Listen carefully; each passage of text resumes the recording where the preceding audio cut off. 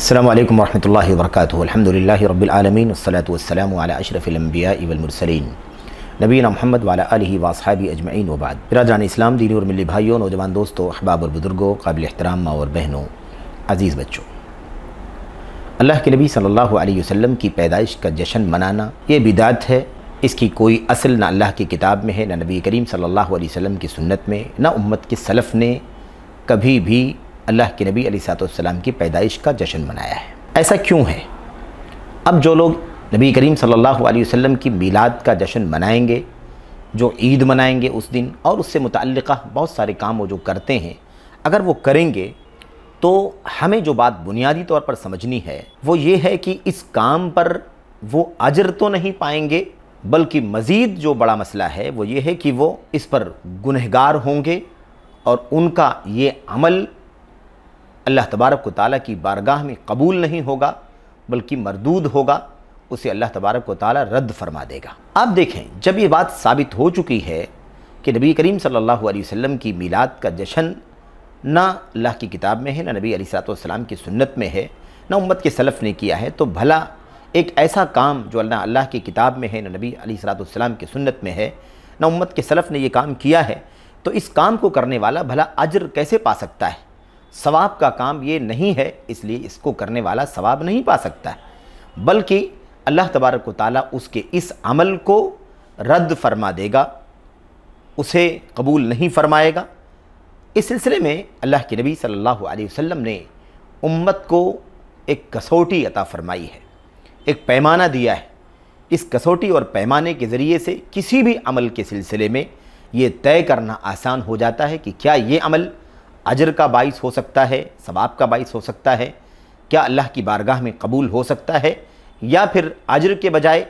विज़्र का, गुनाह का बाइस है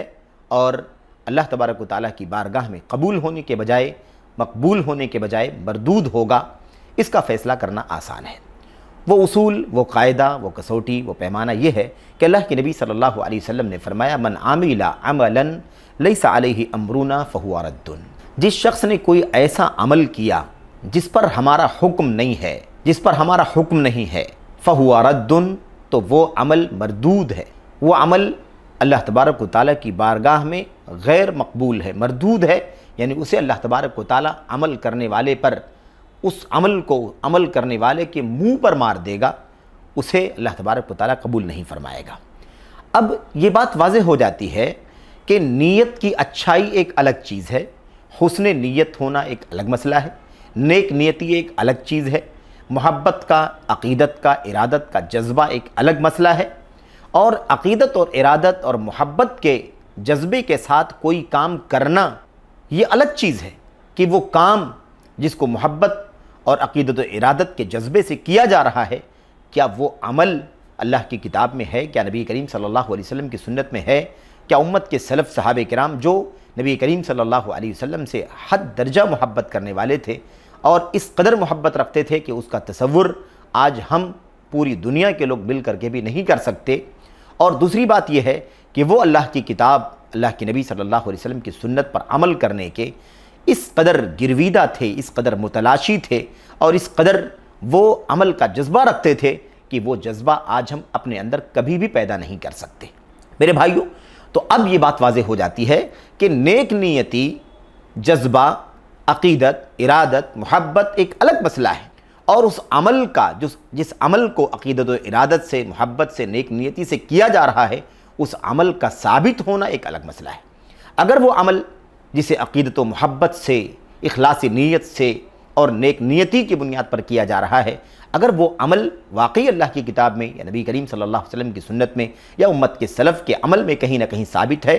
तब तो वो अमल हमारे लिए करना जायज़ है, रवा है, अल्लाह तबारक व तआला की बारगाह में वो मकबूल भी है और हम उसके ऊपर अजर के मुस्तहिक होंगे, सवाब के मुस्तहिक होंगे। अगर ऐसा नहीं है तो फिर ये एक बुनियादी शर्त है जो अमल की कबूलियत की राह में आड़ बन करके हायल हो जाती है, और वो शर्त यही है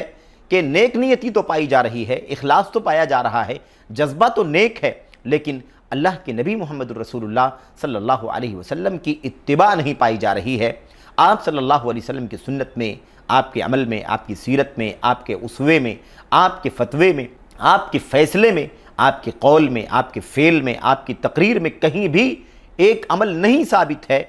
تو یہ ایک بنیادی شرط ہے جو مقبول عمل کے لیے مطلوب ہے، اور اگر یہ شرط نہیں پائی جاتی ہے تو کوئی بھی عمل اللہ کی بارگاہ میں قبول نہیں ہو سکتا، خواہ اس عمل کے کرنے والے کی نیت کتنی ہی اچھی کیوں نہ ہو۔ میرے بھائیوں، تو یہ بات بھی واضح ہو جاتی ہے کہ جب اللہ کے نبی علیہ السلام کی سنت میں وہ چیز ثابت نہیں ہے، اللہ کے نبی علیہ السلام کے قول سے، فعل سے، آپ کے عمل سے، آپ کی تقریر سے، امت کے سلف کی زندگیوں میں، ان کی سیرت میں کہیں بھی اس کے اوپر مہر نہیں لگی ہوئی ہے تو نیک نیتی اس کام کے لیے کافی نہیں ہے۔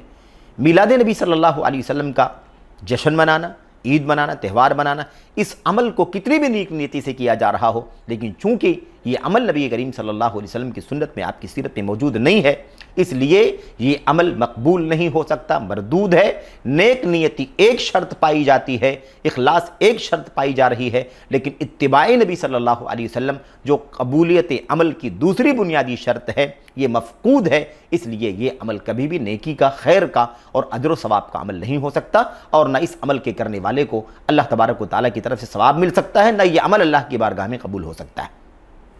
اس لیے میرے بھائیوں، یہ بات کہنا کہ ہمیں اللہ کے نبی علیہ السلام سے محبت ہے، ہم واقعی دل کی گہرائیوں سے اللہ کے نبی سے محبت کرتے ہیں، آپ صلی اللہ علیہ وسلم کی پیدائش، آپ کی دنیا میں آمد سے ہمیں اس قدر خوشی ہے کہ ہم آپ کی پیدائش پر جشن منا کر کے خوشی منانا چاہتے ہیں اور اس محبت کا اظہار کرنا چاہتے ہیں، تو میرے بھائیو، اللہ واسطے یہ اصول ہمیں ذہن میں رکھنا چاہیے کہ یہ اللہ تبارک و تعالیٰ کی بارگاہ میں قبول ہونے والا عمل نہیں ہے، کیونکہ جتنی بھی اچھائیاں تھیں، جتنی بھی خیر کی چیزیں تھیں، جتنی بھی اللہ تبارک و تعالیٰ کے یہاں قبول ہونے والی چیزیں تھیں، اعمال تھے، وہ ساری باتیں اللہ کے نبی صلی اللہ علیہ وسلم نے اپنی امت کو بتلا دیا ہے۔ کوئی بھی عمل نہیں چھوڑا ہے، کوئی بھی عمل نہیں چھوڑا ہے۔ میرے بھائیوں، اللہ کے نبی صلی اللہ علیہ وسلم کی اس نبوت اور رسالت کی، اس مشن کی گہرائی کے حوالے سے حضرت عبداللہ بن عباس رضی اللہ تعالیٰ عنہ نے فرمایا تھا، ما مات رسول اللہ صلی اللہ علیہ وسلم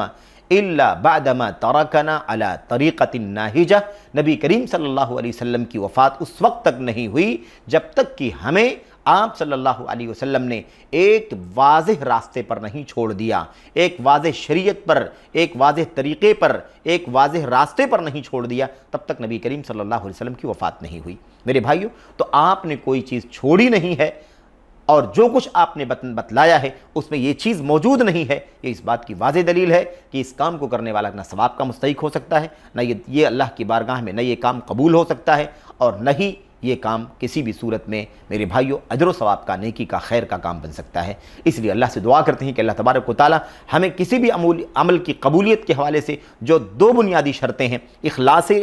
عمل، اخلاص اور للہیت اس عمل کے اندر ہو، اور دوسری شرط نبی کریم صلی اللہ علیہ وسلم کی اتباع اس کے اندر پائی جاتی ہو، اور آپ صلی اللہ علیہ وسلم کی اس سلسلے میں کوئی قولی، فعلی یا تقریری سنت موجود ہو جس پر ہم عمل کر رہے ہوں، تب جا کر کے وہ عمل مقبول ہوتا ہے، ورنہ وہ عمل مقبول نہیں ہو سکتا۔ اللہ تعالیٰ اس اصول کو سمجھنے کی توفیق عطا فرمائے، اور اللہ عز و جل تمام مسلمانوں کو اس حوالے سے زندگی کے تمام تر مسائل میں، تمام تر اجر و ثواب کے کام کے حوالے سے جو بھی جذبہ پایا جاتا ہے، اس موقع پر اس نقطے کو سمجھنے کی اللہ تبارک و تعالیٰ توفیق عطا فرمائے۔ آمین یا رب العالمین، وصلی اللہ وسلم وبارک علی نبینا محمد وعلی آلہ وصحبہ اجمعین۔ السلام علیکم ورحمۃ اللہ وبرکاتہ۔